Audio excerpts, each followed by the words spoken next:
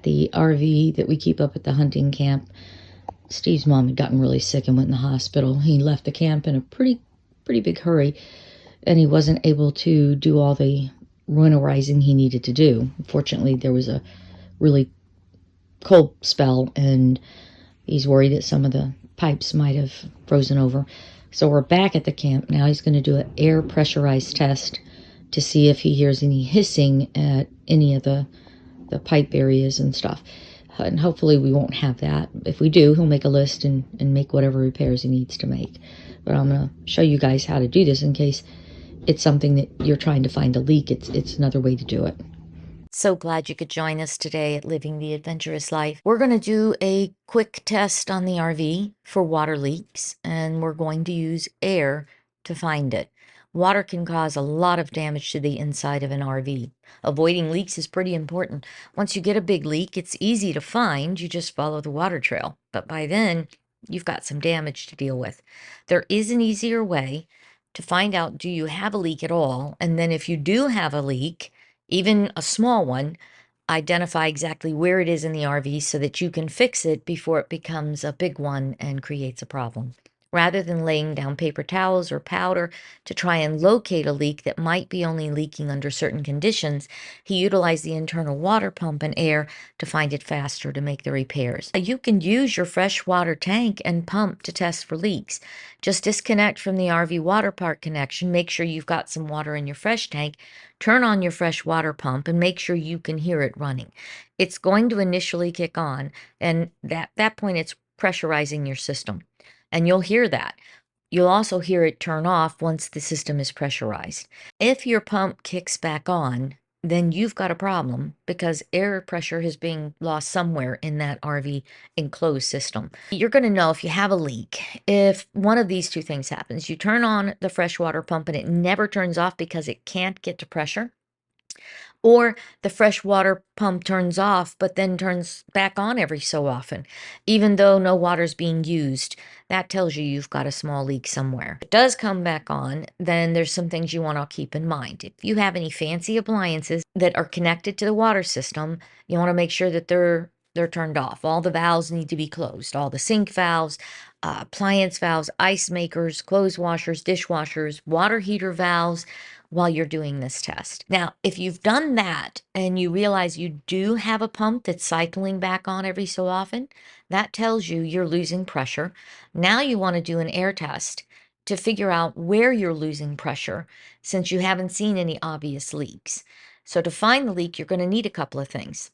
You're going to need a small oil-free air compressor tank. It has at least 25 PSI. You're going to need an air hose. If you're winterizing your RV, you probably already have this, an air hose with a connection to the city water, also known as a blowout plug.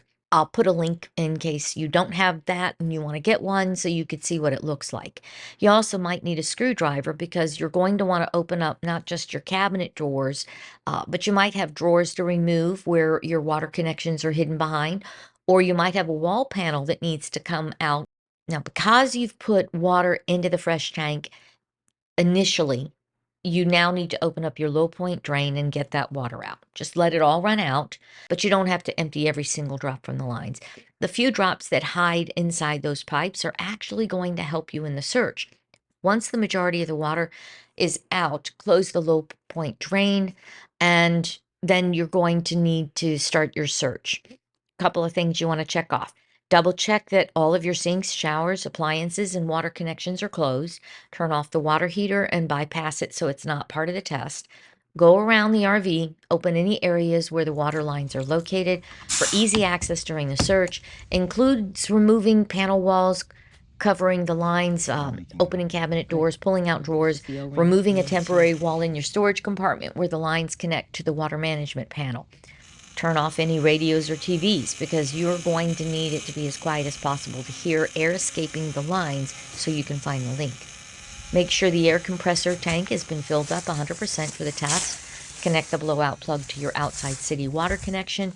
Go inside the RV and go to every water line connection and listen for a moment for a hissing sound of escaping air and look for tiny sprays of water. No more hissing.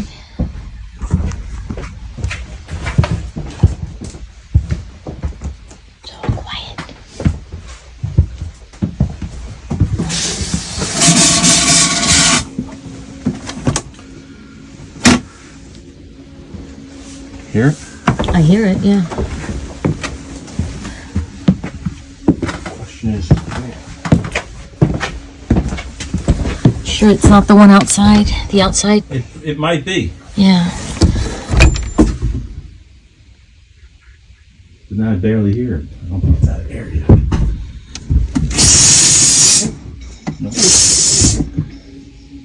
There it is.